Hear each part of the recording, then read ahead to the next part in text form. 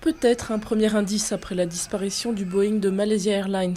Selon un responsable vietnamien, des débris ont été aperçus au large du Vietnam. La présence de passagers suspects munis de passeports volés a conduit la Malaisie à ouvrir une enquête pour terrorisme. L'appareil transportait 239 personnes, dont 4 Français. Pro-Kiev ou pro-Moscou, les Ukrainiens sont de nouveau dans la rue alors que la sortie de crise semble encore loin.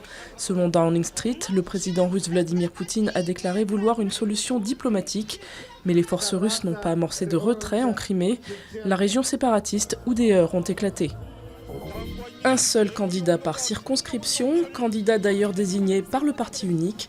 Les Nord-Coréens ont voté pour une élection parlementaire, mais aucune surprise n'est attendue. C'est la première élection de l'Assemblée suprême du peuple depuis l'arrivée au pouvoir de Kim Jong-un après la mort de son père en 2011. Un taux de participation maximal est attendu.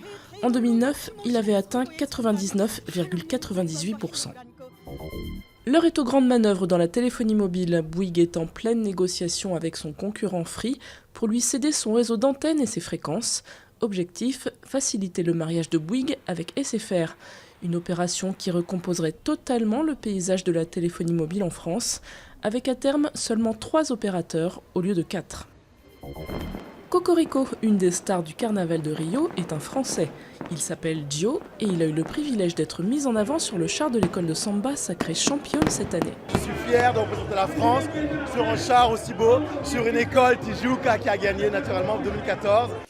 Le carnaval c'est fini, mais comme à Rio on ne se lasse pas des bonnes choses, les 6 premières écoles ont de nouveau mis le feu au Sambodrome pour le défilé des champions.